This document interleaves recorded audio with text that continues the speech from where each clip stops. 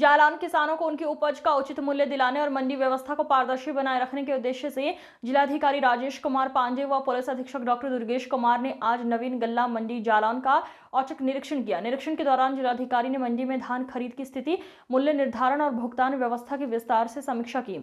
उन्होंने स्पष्ट निर्देश दिए कि धान की खरीदी किसी भी दशा में सरकारी निर्धारित मूल्य से कम पर ना की जाए और यदि कहीं ऐसी शिकायत प्राप्त होती है तो संबंधित अधिकारियों के विरुद्ध कड़ी कार्रवाई की जाएगी। जिलाधिकारी ने मंडी सचिव को निर्देशित किया है कि मंडी परिसर में स्पष्ट रूप से प्रदर्शित धान मूल्य से कम दर पर किसी भी व्यापारी द्वारा खरीद ना की जाए, इसकी सख्त निगरानी सुनिश्चित की जाए। उन्होंने कहा कि किसानों को उनकी उपज का अधिकतम मूल्य प्राप्त हो, ये प्रशासन की सर्वोच्च प्राथमिकता है। उन्होंने ये भी कहा कि जिन किसानों की फसल प्राकृतिक कारणों या गिरावट के चलते क्षतिग्रस्त हुई है, उनके साथ अन्याय ना हो, ऐसे मामलों में जांच समिति गठित कर वस्तु स्थिति की रिपोर्ट तैयार की जाए ताकि उन्हें भी मंडी का उचित मूल्य मिल सके।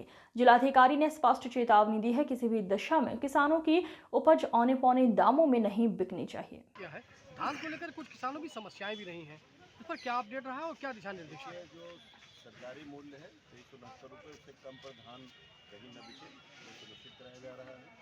मंडी में आज 2840 का रेट खुला है। मैंने सचिव को बताया कि रोज नीलाम करेंगे, ढेरी लगा करके जो अधिकतम मूल्य है वो किसान को प्राप्त हो, और जो फसल गिर जाने से या उसमें किसी में डिफेक्ट आ गया है, इसके लिए अगर कहीं कोई शिकायत मिलती है तो उसमें कमेटी बना के जांच करा लेंगे कि इसमें मॉइस्चर है क्या, तभी है ताकि उनको भी जो मंडी का रेट है 2840 या उससे कम पे ना मिले और ना उसकी कोई किसी तरह से नुकसान होने पाए, तो अधिकतम किसान को फायदा हुई है। दूसरा है कि जाम न लगे, जल्दी से तौल कराए ताकि किसान समय से अपना घर वापस जाए।